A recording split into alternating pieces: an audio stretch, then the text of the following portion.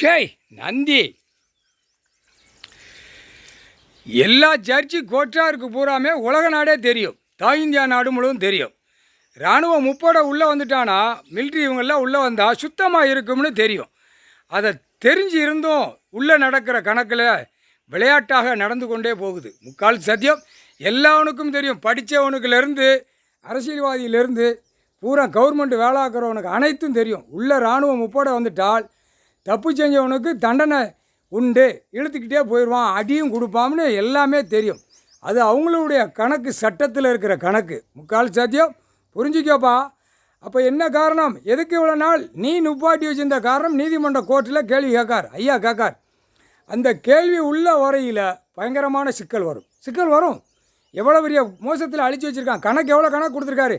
இந்த கணக்கை என்ன எடுக்கலைன்னா அப்போ என்ன அர்த்தங்கிற கேள்வி அதை முற்றுப்புள்ளி வைப்பார்ல. கடவுள் முற்றுப்புள்ளி வைப்பார். இப்போ இராணுவ முப்படைக்கு தான் இப்போ ஃபுல்லாக அது என்ன ஏதுன்னு பார்த்து கொண்டே இருக்கார். அமர்நாத் ஜோதிலிங்கம், பீமா சங்கர், இந்த 3 மதத்துக்காரனுக்கும் தெரியும் எதுக்கு மதமாச்சு ஆடுதான், எதுக்கு இந்த பேப்பருக்காக ஆடுதான். நக்கணும்ல, அவன் பொண்டாட்டி அவன் புள்ள பேரம்பத்தி வரைக்கும் உள்ளே விட்டு வெளியே விட்டு நக்கணும். மதம் ஜாதி படைக்கிறது ஒரே உயிர்ன்ட்டார். துவைச்சி தொங்க விட்டுரும்ட்டார். முக்கால் சத்தியம் புரிஞ்சுக்கப்பா. துவைச்சி தொங்க விட்டுரும்ட்டார். இது 7 சமத்து சேட்டை. அப்படியே ஆதார கார்டு ரேஷன் கார்டில் அப்படியே அல்வா மாதிரி உட்காந்துருக்கான், கூவ மாதிரி. ஆணும் பெண்ணும் ஏண்டா பாய்ப்பேகளை பூமியை அழிக்க வந்த பாய்ப்பேகளா அழிச்சா அலறுது நீதி. அப்படியே பூமி விவசாய இடம் பூரா அலறுது. கெமிக்கல் கிராயகங்கள்லாம் உள்ளே பாஞ்சி அப்படியே அலறுது, கண்ணீர் விடுது. இவன் எப்படி கூத்தடிக்கானோ அதை மாதிரி கூத்தடிச்சு போய் பூமியில் கிடக்கு. பாவம், அந்த பூமியே பாவம். ஏண்டா பூமியில் மிதித்து தாங்கி பிடிக்கலடா. அவங்கள அறிவு இருக்கா இல்லையாடா?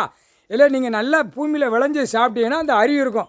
வீட்டில் கக்கூசு கட்டி வச்சுருக்கான், சாதாரண அவனே கட்டி வச்சுருக்கான். அப்போ அவனுக்கு என்னடா அறிவு இருக்கும்? எல்லா அரசியல்வாதியிலேருந்து எல்லா அதிகாரியிலேருந்து எல்லாம் வீட்டில் கக்கூஸ் கட்டி வச்சுருக்க. பாத்ரூம் எப்படி அதுக்கும் உழைப்பு அங்கிட்டு போக முடியாத அளவுக்கு வீட்டுக்குள்ளே கக்கூசு கட்டி வச்சுருக்கான். அப்போ அவனுக்கு என்னடா இருக்கும்? அறிவு இருக்கும். அறிவு என்ன இருக்கும்? ஆணுக்கு பெண்ணுக்கும் எப்படி உழைப்பு இல்லாமல் அங்கன உட்காந்து போகிற வேலைக்கு என்ன அறிவு இருக்கும்? அந்த அறிவு தான் இருக்கும். அதை சாப்பிட்டு போகிறவனுக்கு தான் அந்த அறிவு இருக்கும். அதுக்கு தான் வானரப்பட இராணுவத்துக்கு உள்ள கணக்கு, முப்போட வீரருக்கு உள்ள கணக்கு. உள்ளே இறங்கி விளையாடுதார்.